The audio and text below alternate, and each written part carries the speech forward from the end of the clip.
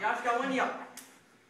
What I'm going to do is I'm going to go into kind of a modified, what they would call like a modified waiter sweep.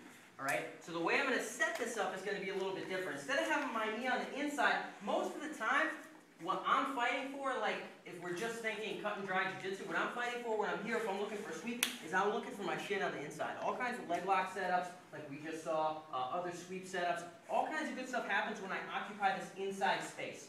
So when I own the space between his legs, it gives me a lot of play in the jiu-jitsu world to set up some killer submissions and ways to reverse the position. However, generally, if Josh gets the position with his foot in between my legs, like so, this is generally seen as sort of him taking the advantage. Now, Josh can start plowing his knee over one side of my head. He can work his guard passes. Sort of bad stuff can happen to me if I'm not wary about it. However, this is one way to take advantage of that. So let's say Josh has one knee up, and he's got his knee up between my legs here. All right, common enough position, happens all the time. I could choose to fight back here, and then he fights back in, and I fight back in, but I can also just use this in and of itself. So let's say I'm here, I'm close to Josh. What I'm going to do is follows, guys. I'm going to have everybody on this side real quick. So everybody gets it. My left hand is going to reach underneath, and I'm going to grab at Josh's ankle. As I grab at Josh's ankle, my right arm, again, almost like we were doing before, is going to go underneath his far leg. All right, so my right arm is going to go underneath his far leg. At the same time, instead of this shin going on the inside of the knee, this shin is going to go on the inside of the knee. So I swivel underneath, and this shin is on the inside of the knee. You guys see where I am now? This one here.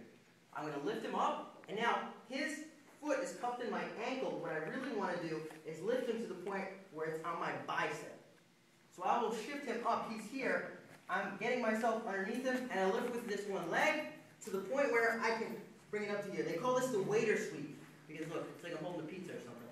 Like, hey, dinner's ready.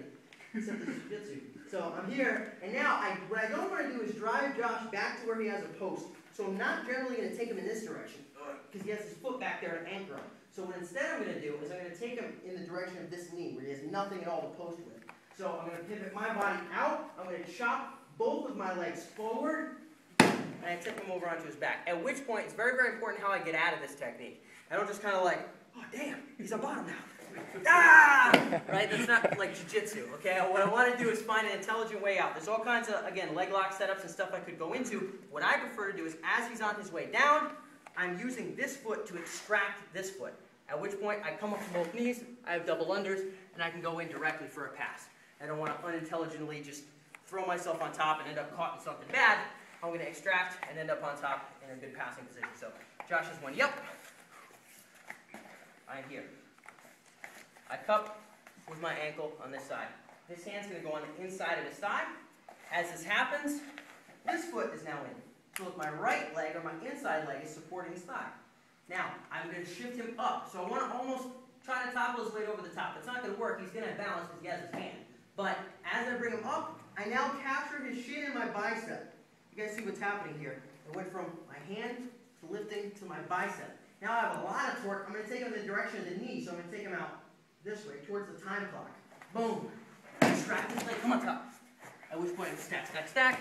Turn him over for side control. If he really does what I like, he'll turn over to a turtle, and I'll take his back and choke the heck out of him.